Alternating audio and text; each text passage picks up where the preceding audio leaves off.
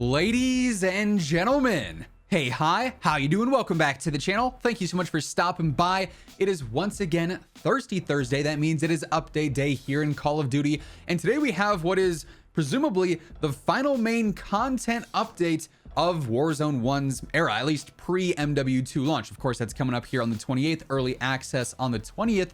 We only have a couple of weekly updates left, and today's introduces the final main piece of content that we know of for Warzone 1. So we got that to break down. Of course, though, starting first, we do have our weekly routine playlist update. This happens every single Thursday.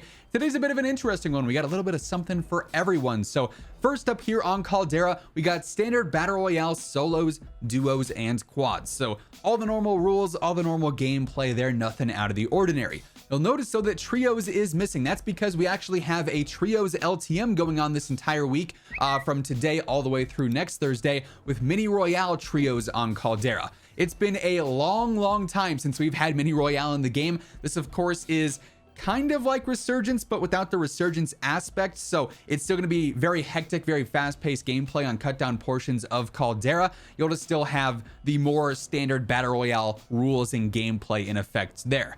On top of that, we also have the continuation of Plunder. Plunder's basically going to be live every single week through the end of Warzone 1's era, if you will. So this week we have just standard Plunder quads on Caldera. So if you're looking to rank up any weapons here, like maybe our new one, the Atlanta 57, foreshadowing for later on in the video, or if you're just looking to play a little bit more casually, that'll be available all week as well. Then we shift over to Fortune's Keep. Here we got basically everything going on for Resurgence. We got solos, duos, trios, and quads. So all squad sizes available for Fortune's Keep this week. And then finally for Rebirth Island, this is live as well with just Resurgence, solos, and quads. So if you're looking to play Resurgence, duos, or trios, you do have to play on Fortune's Keep.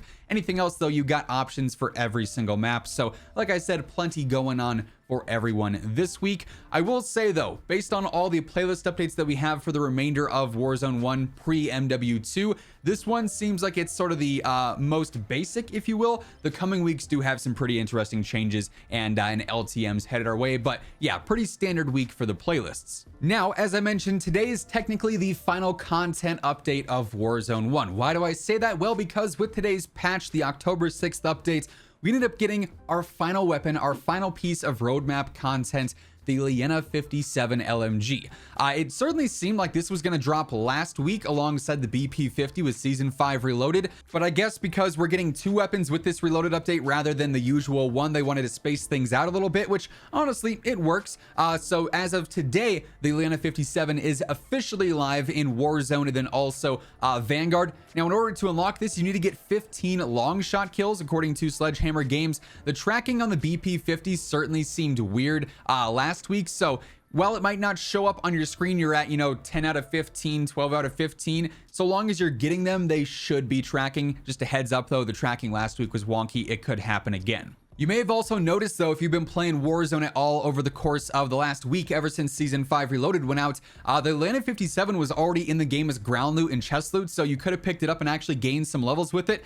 I'm not gonna lie, this week I had some downtime. I jumped into Plunder on Rebirth. I was going through every single chest looking for the Atlanta, and I was getting as many kills and doing as many challenges there, so I've already got my Atlanta maxed before it's even out yet, which is pretty nice. And you guys already know, later on today we are breaking down the full stats, going over the best loadout for it, talking about whether or not the Atlanta 57 is meta, so stay tuned for that video in a few hours. Also though, while I'm at it, every single day I got you guys covered with the latest news and updates, loadouts and tips, everything going on in COD you are going to find right here. So if you want to stay up to date with all that, feel free to hit that subscribe button and turn on those post notifications. Around 53% of viewers watching are not already subscribed, and there's like 10,000, 12,000 new viewers checking out the channel every day. So if that's you, we'd love to have you on the road to 1 million. Also, if you guys enjoyed this video, a like rating does really help grow the channel, and it seriously is appreciated as well. So be sure to drop a thumbs up.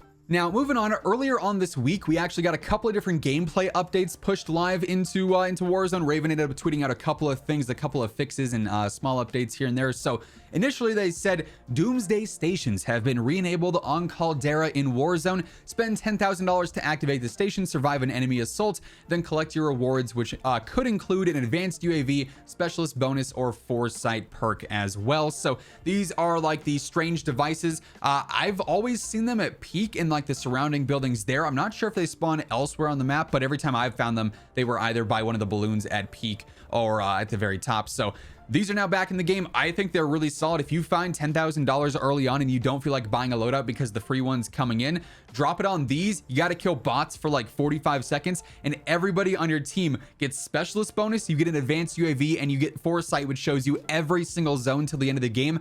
It is like the best reward we've ever had in Warzone. It's so good if you're trying to, you know, just get a ton of kills or just dominate the lobby. That's your best chance to do so with as many different advantages as possible. So I'm really happy those are back. Definitely some fun gameplay there. I'll be doing those in the coming days to spice up some gameplay. On top of that, though, Raven also addressed a pretty big issue that I saw a lot of you guys talking about in the comments on my videos, or also over on Twitter. If you guys don't follow me over there, feel free to do so as well at WhosImmortal. Trying to get verified over there. They don't seem to want that very much. Anyways, Raven did tweet out saying, yesterday some players experienced a bug where they were charged Call of Duty points for a bundle that was advertised as free. We've identified that issue and have refunded all players who were affected. So those of you who might have gone and tried to buy that free bundle, or claim that free bundle I should say, but ended up getting charged COD points, you should have those COD points back and the free bundle should be on your account. So hopefully that's all now sorted and squared away and no longer an issue.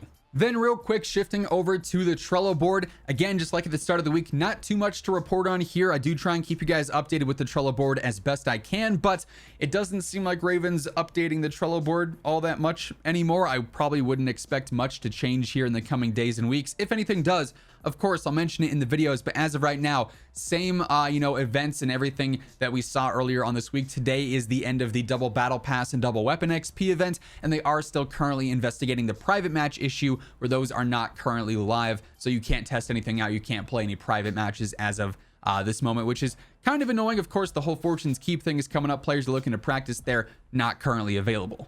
And then to close things out for today, it was also apparently the final content update over in Vanguard. I'm sure we'll still see like some playlist updates over there, maybe a few store bundles drop here and there. But as far as like seasonal content and everything goes, the Fortress multiplayer map did drop earlier on this week. Right now they have a Fortress 24/7 playlist going on, so you can jump into that and grind out the new map if you want to in Vanguard multiplayer. But there's no more weapons, no more maps that we know of left for Vanguard MPs. So it apparently is the end of the content year over there as well. Couple of weeks left till MW2. Obviously things are winding down elsewhere, but we should have plenty to look forward to here in the coming days as MW2's hype ramps up yet again. So yeah, with all that being said, that is effectively everything that ended up changing in the final content update here in Warzone and Vanguard, and that's going to wrap things up for today. If you guys enjoyed the video, let me know by dropping a like on it. And if you're new to the channel or if you have not already subscribed, every day I got you covered with all things going on in COD. So feel free to hit that sub button, turn on those post notifications. That way you'll always know whenever I post a new video. As always, if you want to check out any of my partners, be sure to use code IMMORTAL for a spicy discount on all Scuff, G Fuel, Gamer Advantage, and Control Freak products. And the links for all those can be found down in the description below. But once again, thank you so much for tuning in, and until next time, take it easy, have an awesome rest of your day, and I'll catch you guys later. Peace out.